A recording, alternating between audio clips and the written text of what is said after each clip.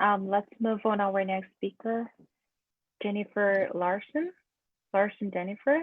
Her talk is about implementing the Dart impact as a benchmark for the Rebound Ejecta dynamics package. All right, so thank you for that introduction. I'm Jenny Larson. I'm a grad student at the University of Central Florida. And I'm working on constructing a Ejecta dynamics package using an n-body integrator called Rebound. And thank you, Paul, for that wonderful introduction to the double asteroid redirection mission, DART, which we will be using as a benchmark for this package. So DART, as was talked about previously, I'll give just a very, very brief overview so we can get to the fun stuff, even more fun stuff. So DART is looking at an impact into the binary component of the Didymos system, Dimorphos, to study the dynamics of a high velocity impact, as well as looking at changes in orbital period for the purpose of creating impact mitigation strategies. And so what we really want to look at, and the question we want to answer, is what should we see in the post-impact environment? And this really plays into the impact mitigation strategies. And so we are creating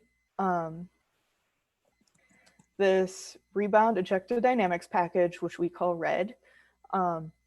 And it serves the purpose of modeling post-impact debris dynamics in the short, mid, and long term.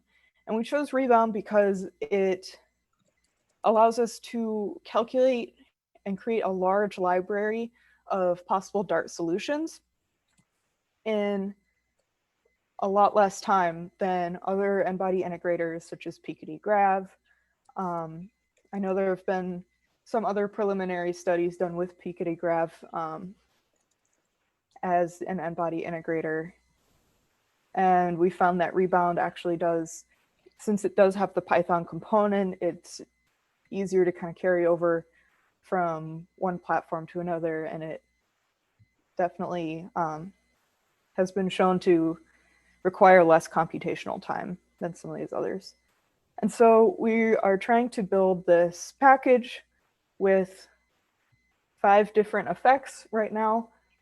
So right now we have a particle velocity distribution, radiation pressure coupled with a particle size distribution.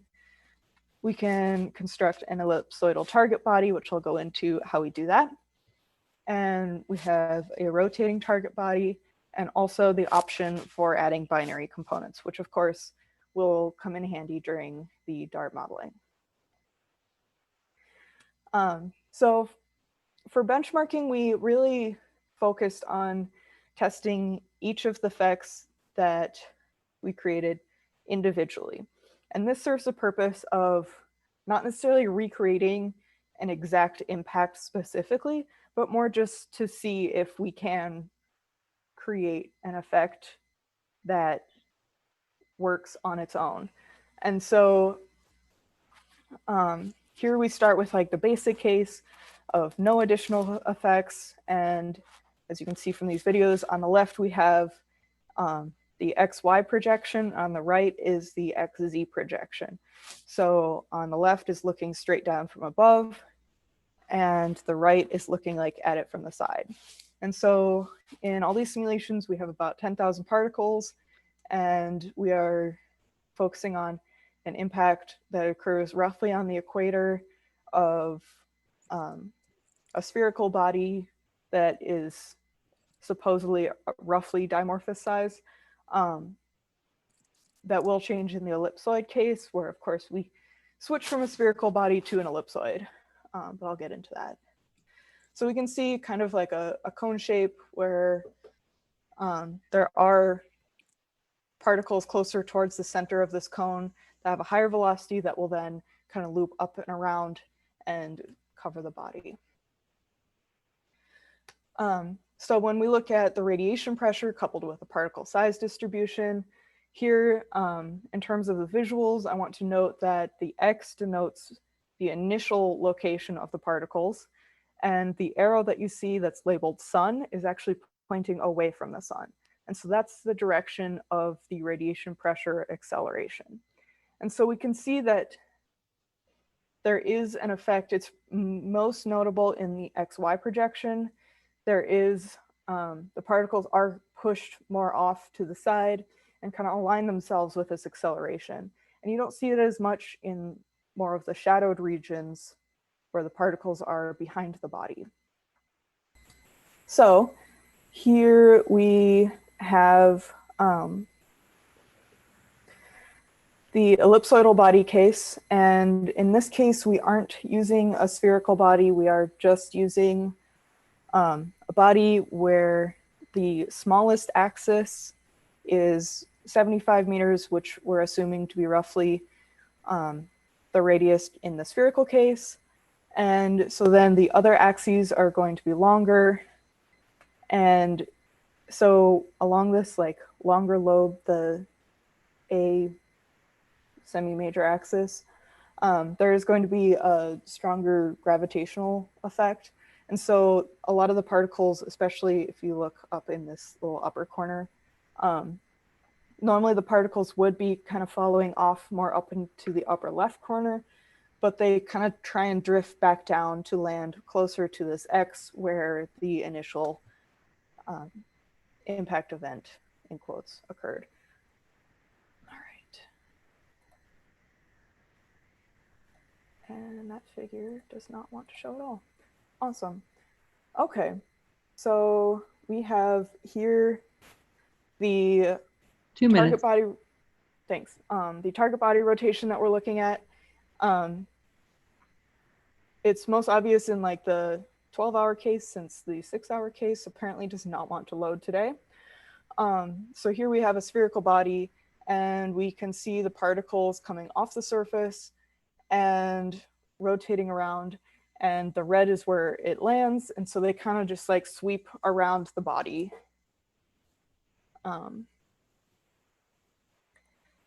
And finally, we have the binary case, which is going to be particularly interesting for the dart impact. We see as the particles go up off the surface of Dimorphos, they are gravitationally attracted towards the main body, Didymos. Here we did do the impact like on the side facing Didymos originally, and so we will be testing impacts, in quotes, starting on like different longitudes around the body and different configurations where the impact occurs like 90 degrees or 180 from the target body, to really see how the particles play into this whole system. And that, the binary component, we're still working on editing a lot of for an upcoming paper that we're about to release. And so just to kind of summarize, we have been testing these individual effects, and the hope is that by testing them individually, we can then work on fine-tuning them to later combine them into what may actually look like a more realistic system.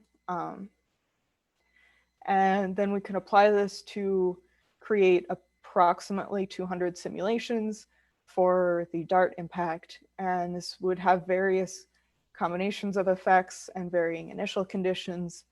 And this would really help give us background for what to expect. And then when we do have observations of the actual impact, we can then kind of backtrack and say, all right, what can we learn about what happened in this impact based on these observations, and how we match them up to some of these preliminary simulations that we have. So that's, we do have a paper coming out soon, hopefully, fingers crossed, with more of these simulations and some more details. But if you would like further information, feel free to email me. My email is down here at the bottom, or stick around at some point to ask questions, I'll be around. So, thanks. Thank you. Thank you, Jennifer Larson. If anyone has questions, please feel free to ask her. We have 1 minute left.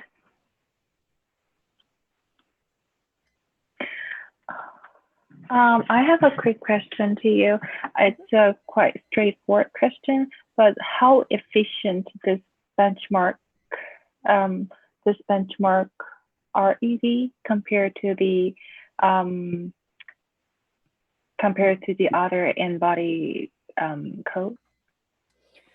Right. So there's it. We can run one of these simulations in approximately 48 hours. And so we don't have to necessarily run one at a time. And so we can run like several at a time, which means that we could create this library of about 200 simulations in a couple months very easily.